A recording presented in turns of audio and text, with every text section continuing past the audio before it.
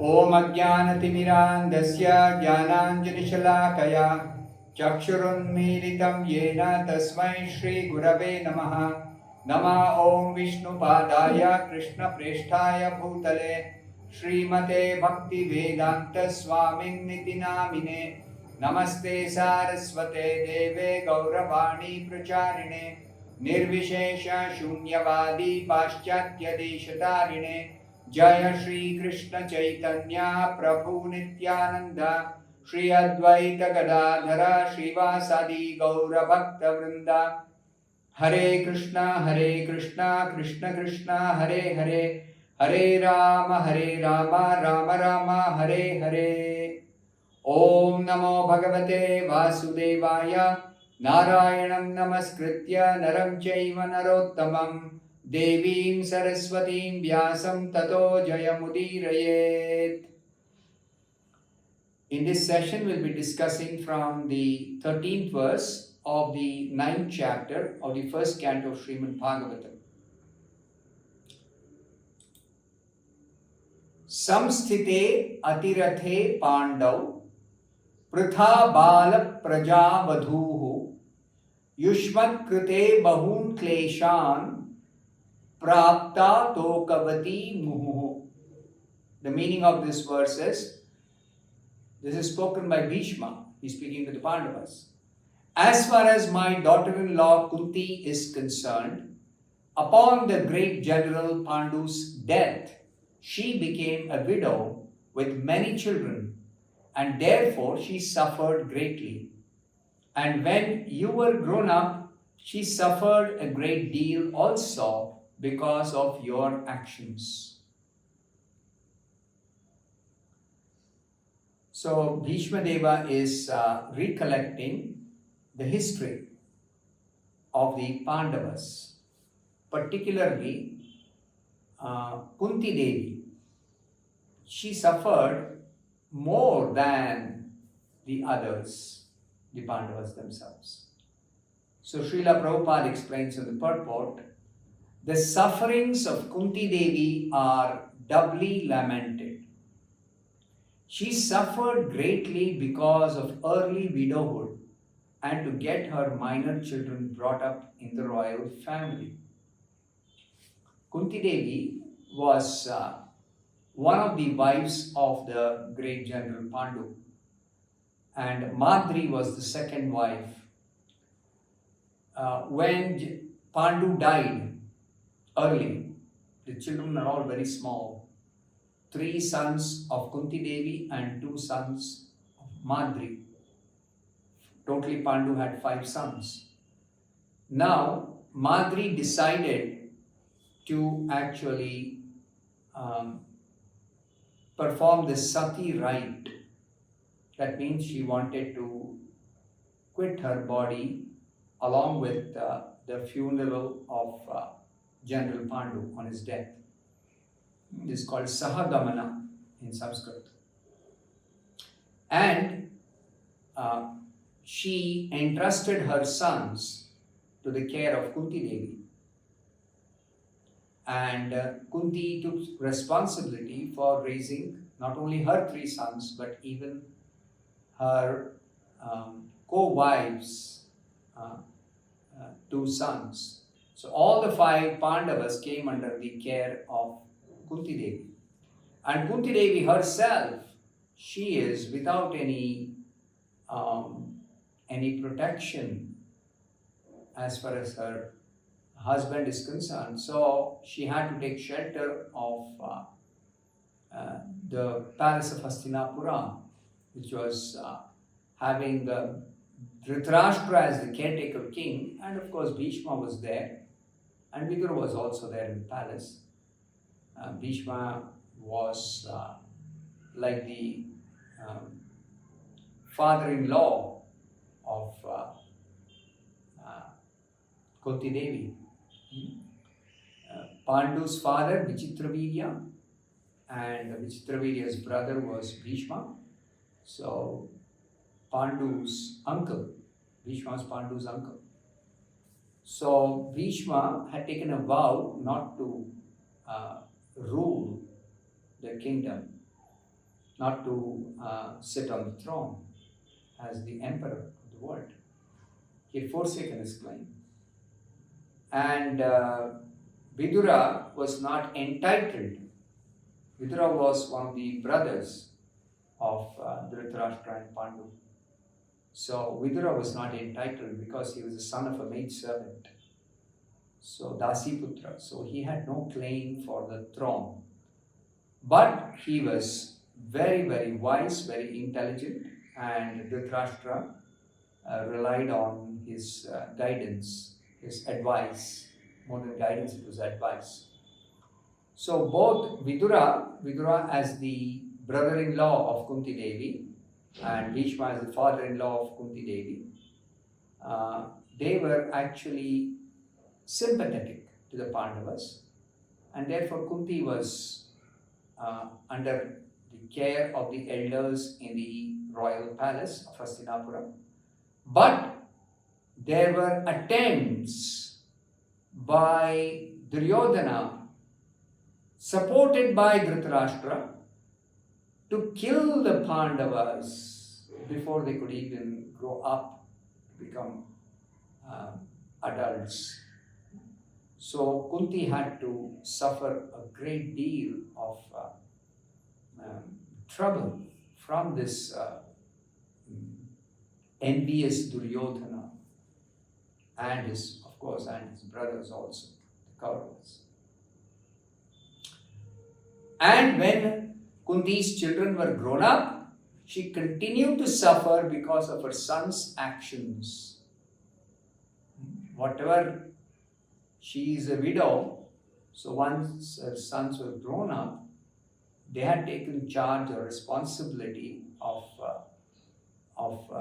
ruling, but they were denied the kingdom, which was rightfully theirs. They were denied by so many tricks. So, because the Pandavas had to suffer due to cheating by the Kauravas, Kunti, along with her sons, had to simply suffer. So, her sufferings continued. That's what Prabhupada is telling. Her sufferings continued. This means that she was destined to suffer by Providence. Providence is destiny according to one's own past actions and according to whatever is destined, whatever is given out by the higher authorities. In the material world, everybody is under the control of the superior authority.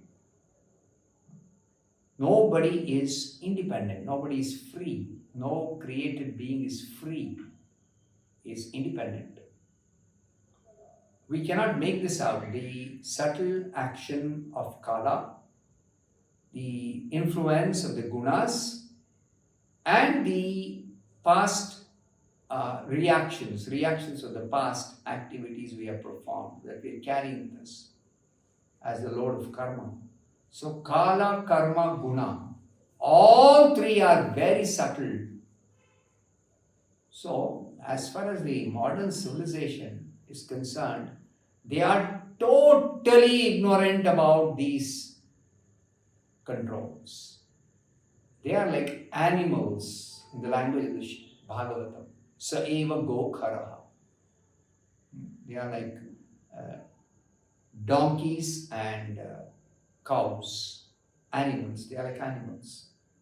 But those who are guided by the scriptures, those who are guided by their devotees, those who are guided by learned authorities in the Vedic literature, they know that everyone is bound up by Kala, Karma, and Gunas.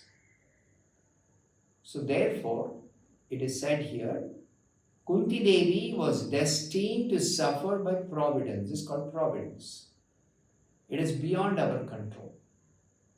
So here, Prabhupada says, one has to tolerate such suffering which is destined without being disturbed in the mind. This is the training that is required. for somebody who is born and brought up in the Vedic culture. Then the 14th verse, Sarvam Kala Kritam Manye Bhavatam Chayat Apriyam Sapalo Yad Vashe Loko Vayoriva Ghanavalihi. The meaning of this 14th verse is, in my opinion, this is all due to inevitable time under whose control everyone in every planet is carried, just as the clouds are carried by the wind. So this is explanation given by Bhishma Deva that inevitable time, Kala Kritam, Sarvam Kala Kritam. So Srila Prabhupada explains in the purport, there is control by time all over the space within the universe, as there is control by time all over the planets. You see, total control by Kala. Kala is a representative of the Supreme Lord in this material world. The action of Kala is only in the material world. It is not there in the spiritual world. Spiritual world is eternal. Material world has got a limited duration of existence. So there is creation, maintenance, destruction. Then there is some time when there is nothing happening, inactivity. Again, creation, maintenance, destruction, inactivity. Again, creation, maintenance, destruction, inactivity. This is perpetually going on. Perpetually it's going on. So, everyone who takes birth in this material world at the beginning of creation, they are completely controlled. So, it is said here, all the big gigantic planets, including the sun, are being controlled by the force of air, as the clouds are carried by the force of air. The clouds are scattered in the sky and they don't remain in one place. They are carried by the wind. Similarly, the big gigantic planets, they are floating and they are not stationary, they are moving in their orbit, all by the force of the wind. Similarly, the inevitable Kala or time controls even the action of the air and other elements. Above the Vayu or wind or the air, there is the control of Kala. Kala is representative of the Supreme Lord.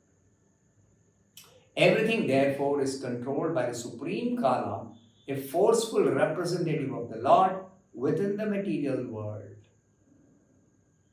So now, important thing what Prabhupada explains here, you should understand carefully. Thus, Yudhishthira should not be sorry for the inconceivable action of time. Everyone has to bear the actions and reactions of time as long as one is within the conditions of the material world. Actions and reactions are coming continuously. We should learn to bear them. Yudhishthira should not think that he had committed sins in his previous birth and is suffering the consequence. Generally, a person suffers due to one's own past deeds. But somebody who is very, very pious, very strict in following all the principles, like Yudhishthira, is not suffering because of his past sinful actions. It is said here, even the most pious has to suffer the conditions of material nature. But a pious man is faithful to the Lord, for he is guided by the bona fide Brahmana and Vaishnava following the religious principles.